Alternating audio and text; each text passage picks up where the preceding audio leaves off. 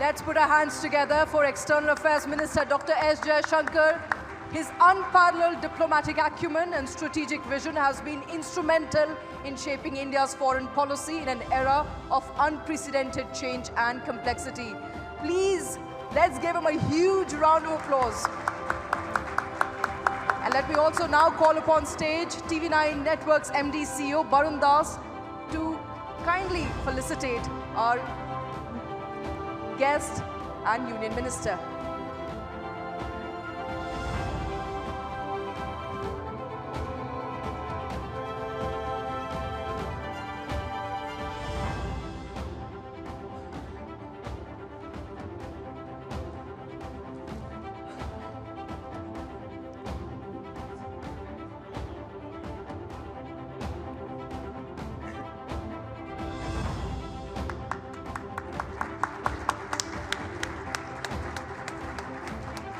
Thank you so much, sir.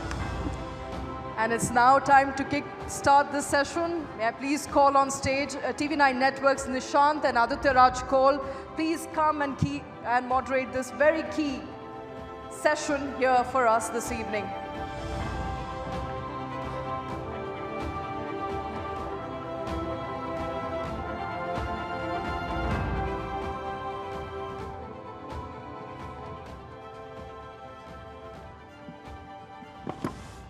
So, ladies and gentlemen, the Power Pact session has really begun now.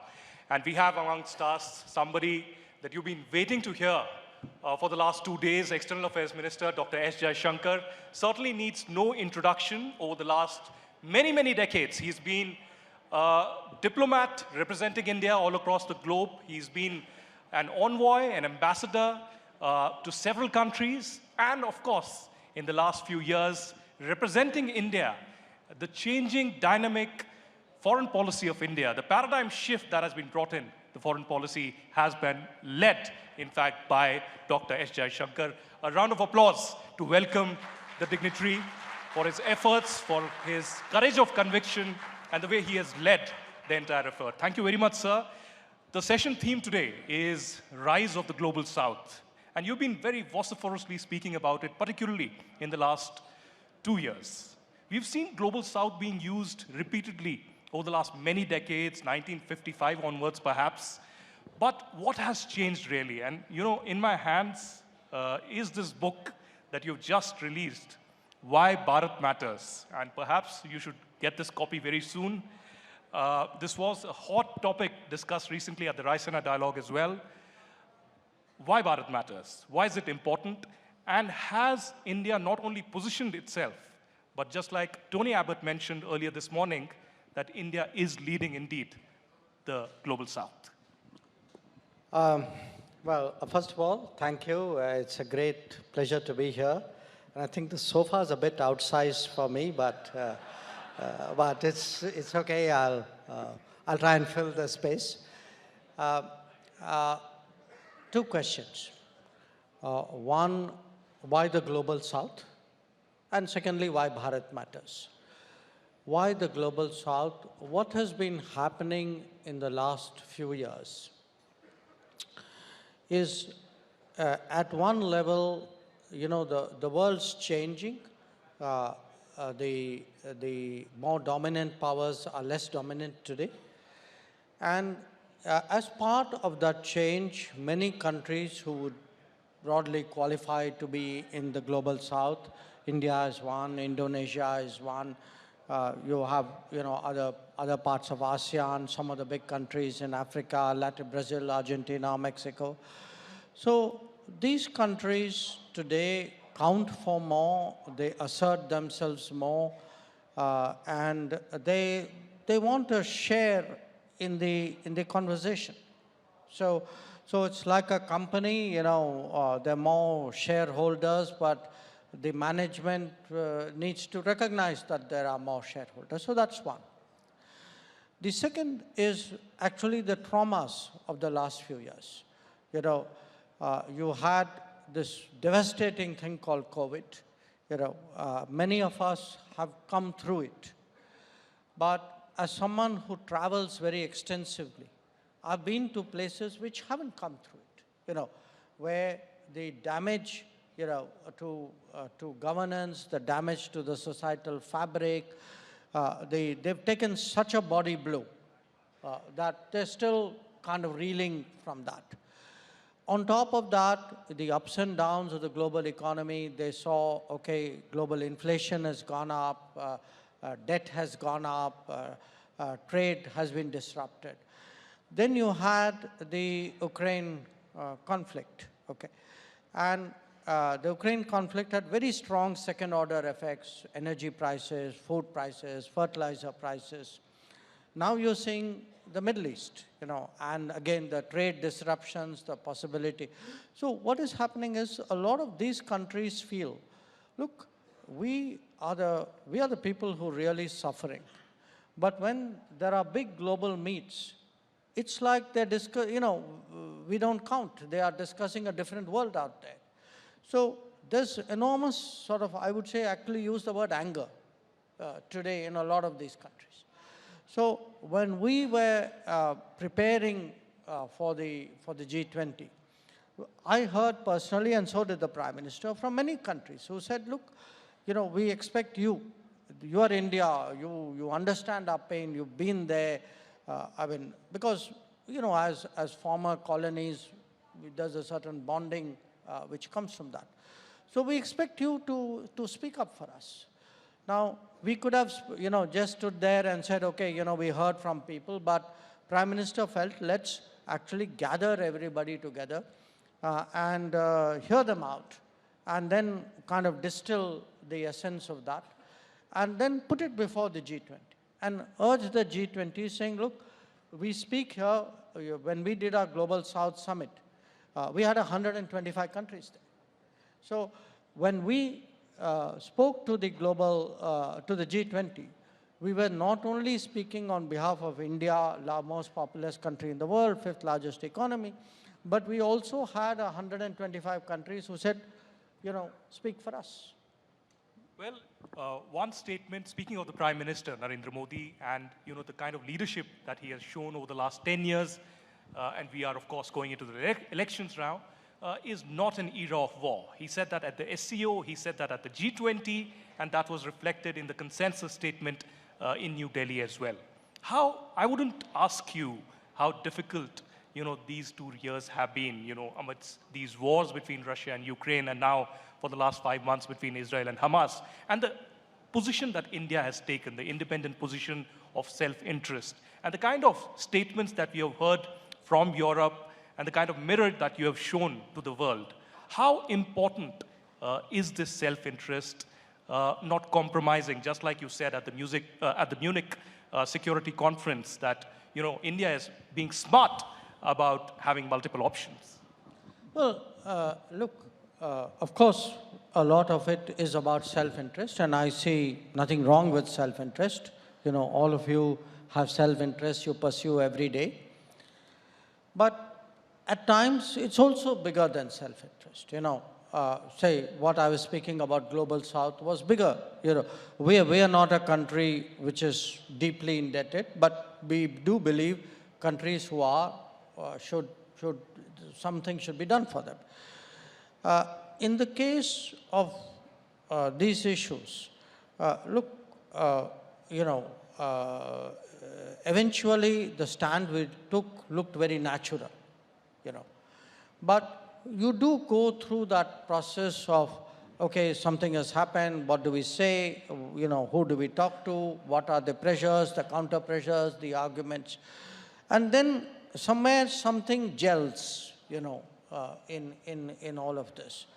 I think in the case of Ukraine, a lot of it, we were, at that time in the Security Council, okay? So the first, I was still actually on the flight back from France.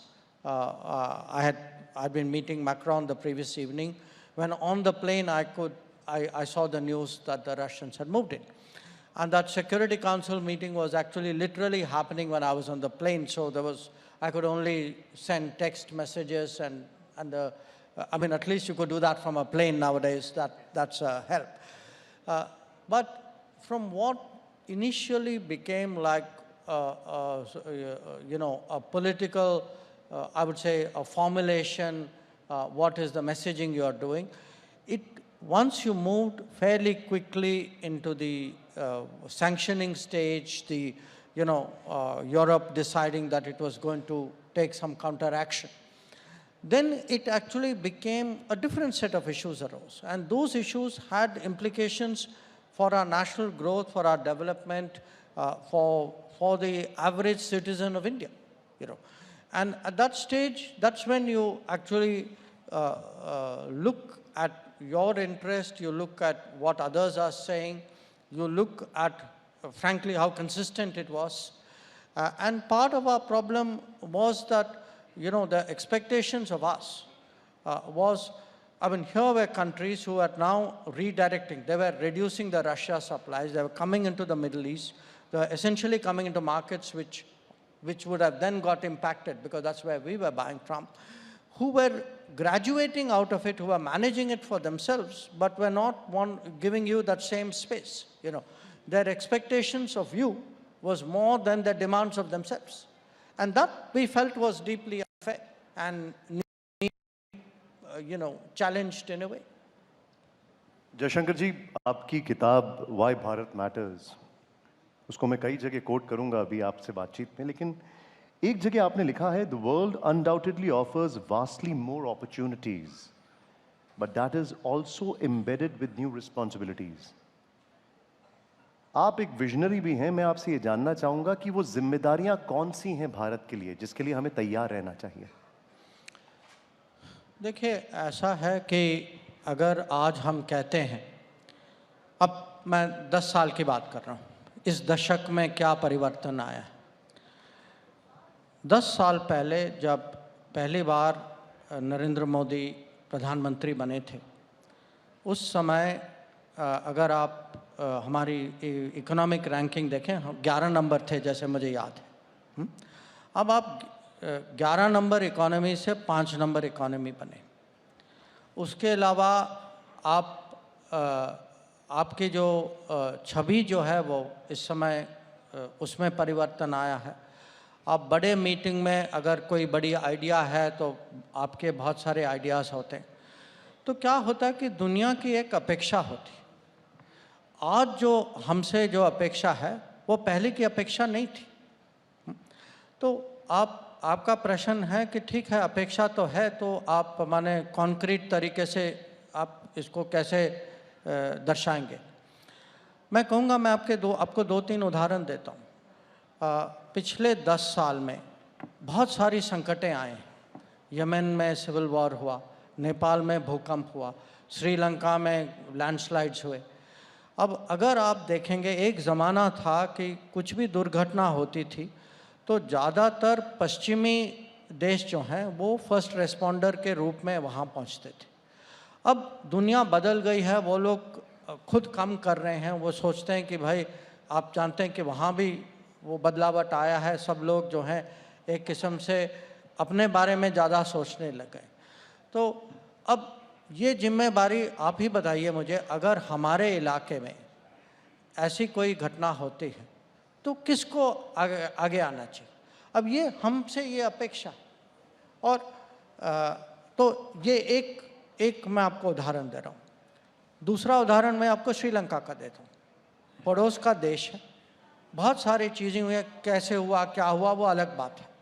पर जिस तरीके से श्रीलंका की आर्थिक situation जो है, स्थिति जो है, माने आप रोज़ देख रहे थे कि वहाँ कुछ राइटिंग हो रही थी, खाना के लिए कुछ नहीं था, पेट्रोल नहीं था, तो वहाँ किसी को कुछ तो करना था।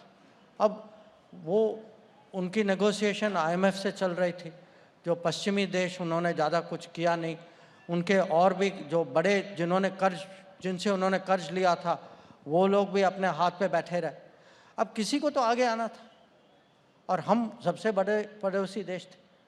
तो अगर आप देखें, हमने $4.5 बिलियन का एक पैकेज दिया था, जो IMF के पैकेज से बड़ा था।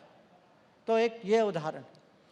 ये भी है कि जहाँ युद्ध जैसे स्थिति होती है, जैसे यूक्रेन में हुआ, अब हम लोग जो है, जो हम सेल्फ इंटरेस्ट की जो बात कर रहे थे, मैं मानता हूँ कि हमारे उस समय 18-20 हज़ार विद्यार्थी थे। पर ये शुरू से हमारी ये मैं कहूँगा माइंडसेट थी, अप्रोच थी कि जब भी हम अपने लिए कुछ कर रहे हैं, वहाँ जहाज में, बगल बस में, कहीं किसी और के लिए आप भला कर सकते हैं। उनके लिए अगर दिल में जगह है तो गाड़ी में भी जगह होनी चाहिए। हाँ? और ये अगर आप देखें कितने लोग, कितने देशों के लोग हम बाहर लाए, वहाँ से भी लाए, इजराइल से भी लाए, सूडान से भी लाए। तो अब जो है दुनिया, और सबसे ज़्यादा अगर एक कोई घटना हुई है, किसी का अनुभव है जहाँ हमारी छवि बदली है, ये वैक्सीन के कारण, कि वो देश जो जहाँ वैक्सीनेशन की प्रक्रिया जारी थी, हमने खुद अपना ख़त्म नहीं किया था, तब भी हमने करीब 100 देशों को वैक्सीन दिया था। और कुछ ऐसे देश हैं जो अभी भी खड़े होकर कहते हैं कि अगर आपने नहीं दिया होता हमें कभी वैक्सीन मिलता नहीं। तो मैं कहूँगा अगर भारत की एक किस्म से नई पहचान बनी, सबसे ज़्यादा ये कोविड और वैक्सीन जो हमने, वैक्सीन मैत्री जो हमने चलाई थी, इसका सबसे ज़्यादा प्रभाव हुआ। लेकिन अब आपकी किताब का ही मैं यहाँ पर एक कोट करूँगा। आपने कहा, India has now evolved into an effective first responder in regional crisis situations. India matters because it can make a real difference to global needs. हम तो फर्स्ट रिस्पॉन्डर हैं और ये हम अपनी जिम्मेदारी बखूबी निभा रहे हैं, जो कि आप लोगों का जो कर्तव्य है वो दिख रहा है सब। लेकिन ऐसे में मालदीव जैसे मुल्क भी आते हैं जहाँ पर हम हमेशा उनकी फर्स्ट चॉइस ऑफ हेल्प रहे हैं, और वो बाद में अंदर ही अंदर वहाँ पर देखते हैं कि सत्ता में भारत के खिलाफ आवाज़ें बुलंद करना शुरू कर देते हैं। इसको लेकर भारत की नीति और सोच क्या है? देखिए, मानवता भी मानवता होती है, कूटनीति भी कूटनीति होती है, और राजनीति भी राजनीति होती है। तो क्या होता है कि पूरी दुनिया जो है हर समय कृतज्ञता और एहसान पे नहीं चलती। ये है, अब क्या करें, सच है। तो मैं कहूँगा इस समय जब आपको लगता है कि कहीं हम ऐसी नौबत पे आ गए हैं, अब ये इसका रास्ता जो है कूटनीति ही निकालेगा। और मुझे लगता है कि अगर हम कोई भी सिचुएशन में, हमें माने समझाना चाहिए लोगों को। एक किस्म से हो सकता है कि उनको पूरी चीज़ पता भी नहीं है, कभी कभी लोग जो हैं गुमराह हो जाते हैं, कोई कुछ कह देता है। अब आपने मालदीव्स की बात की। अब मालदीव्स में हमारे 2 हेलीकॉप्टर हैं और 1 प्लेन है। और वो क्यों हैं? वो हैं, ज़्यादातर उनका उपयोग होता है वो मेडवैक जो कहते हैं, मेडिकल इवैक्यूएशन में होता है। इसका लाभ किसको मिलता है? मालदीव्स के पब्लिक को मिलता है। अब ये हैं मिलिट्री के प्लेन। अगर मिलिट्री के प्लेन मिलिट्री वाले नहीं चलाएंगे तो कौन चलाएगा? वही चलाएंगे, वो तो स्वाभाविक है। अब अगर उनको इस पर कोई एतराज़ है तो हमने कहा ठीक है, बैठ जाइए, हम इसका सुझाव निकालते हैं, और हम निकालेंगे ज़रूर। तो ये कभी कभी हो जाता है। जैसे मैंने कहा कि जो भी आप कहें, जितने माने हमारी नीयत साफ हो, नीति स्पष्ट हो, तब भी कभी कभी ये हम ऐसे सिचुएशन में आ जाते कि हमें इसका कहीं ना कहीं सुझाव निकालना पड़ता है। और मुझे विश्वास है कि हम इसका सलूशन हम निकाल पाएंगे। We have just a few more quick questions, Minister Jaishankar. This morning we had Prime Minister Tony Abbott speaking as the global keynote here at the TV9 Global Summit. And he emphasized, and he has been famously quoted in saying that India is an upcoming democratic superpower. He's also famously said last year that India, he would like to see India as this 21st century as the India century.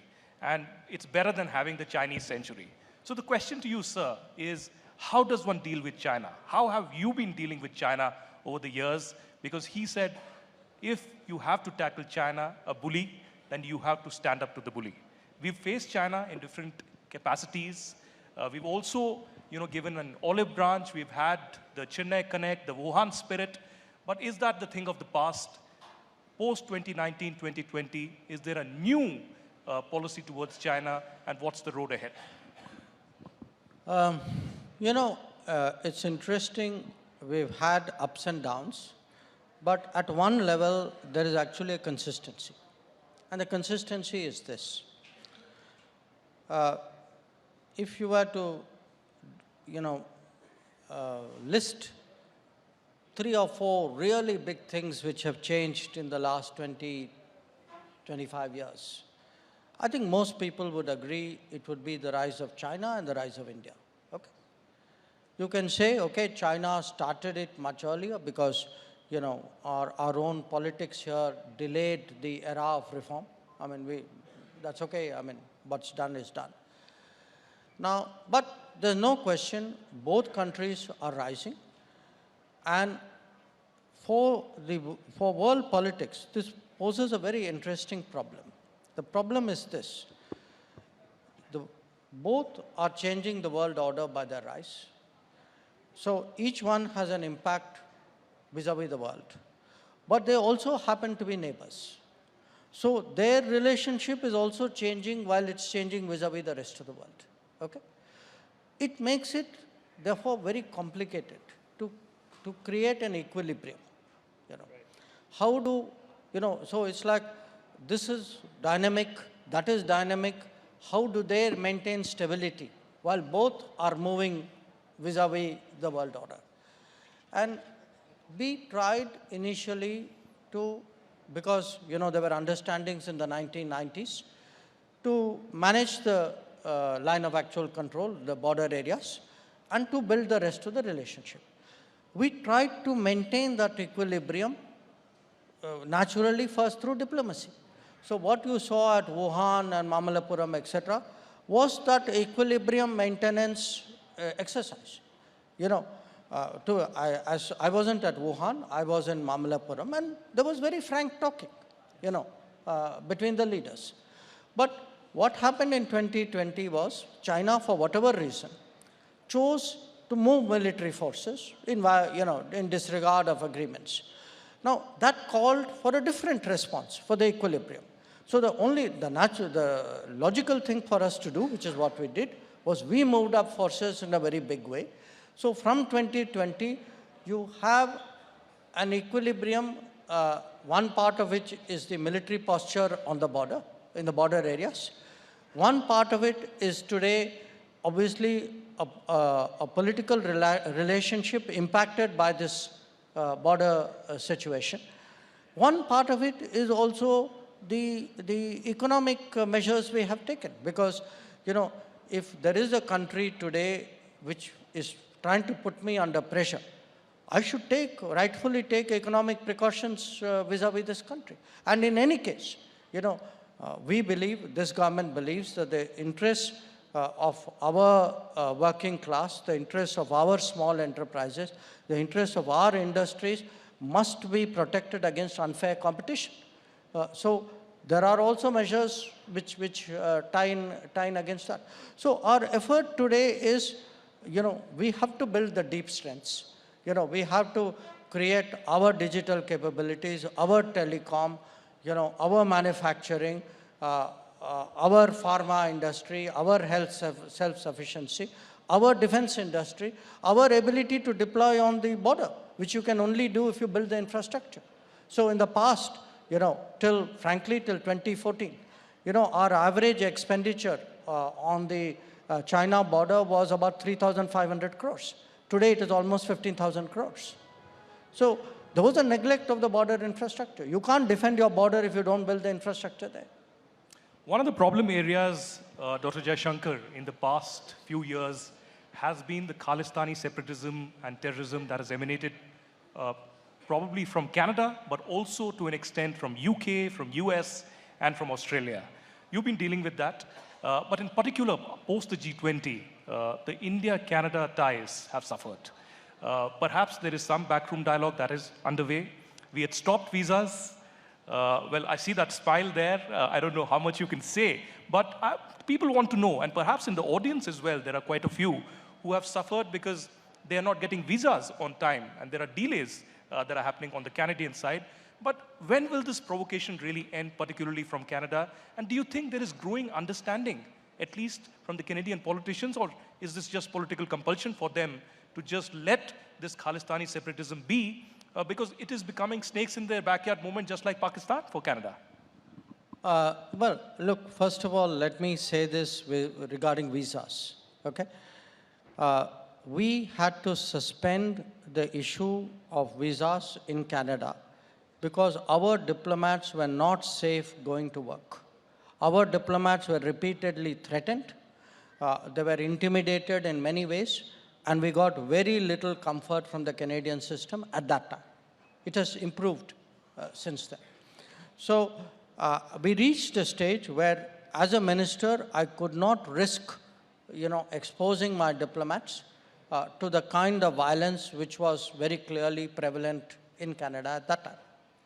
So but that part of it has been rectified. So today, our visa operations are pretty much normal.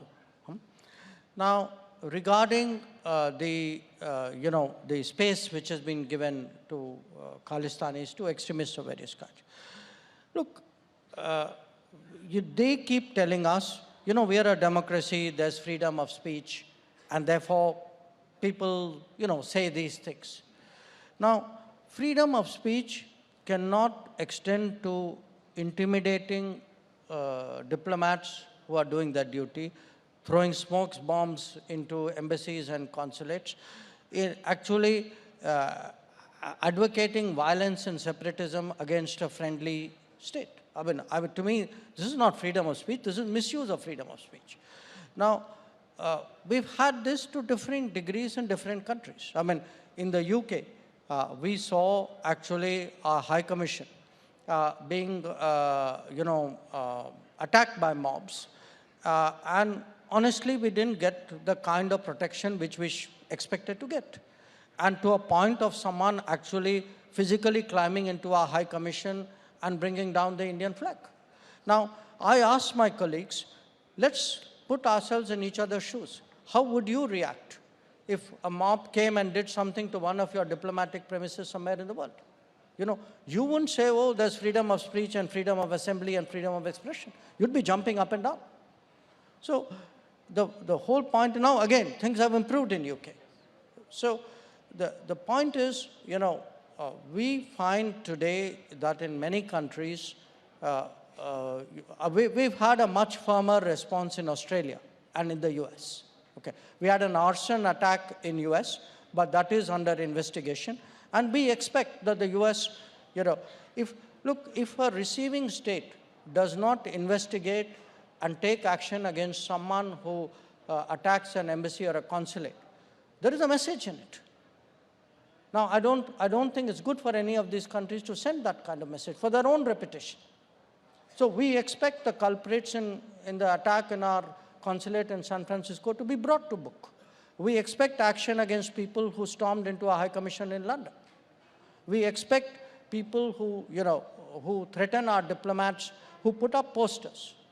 I mean, they put up posters of our diplomats with urging people to be violent against them.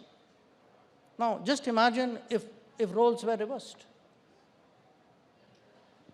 Jaishankar जी, आपको सुनने के बाद अब हमें समझ में आ रहा है कि भारत की जो एक assertiveness है, उसके पीछे का राज क्या है। आपका और प्रधानमंत्री मोदी का बहुत-बहुत शुक्रिया, जिस तरीके से विदेश के मंच पर भारत की अभी एक प्रतिष्ठा बनती जा रही है और हम आगे बढ़ते जा रहे हैं। और आप सभी लोगों से मैं पुनः बोलूँगा, वो किताब ज़रूर पढ़ें, Why Bharat Matters, because it actually makes a big difference in understanding आगे क्या हो रहा है और अभी क्या है। बहुत-बहुत शुक्रिया हमारे साथ जुड़ने के लिए, आपका बहुत आभार। जोरदार तालियों से एक बार फिर। Many thanks to Honorable Jaishankar.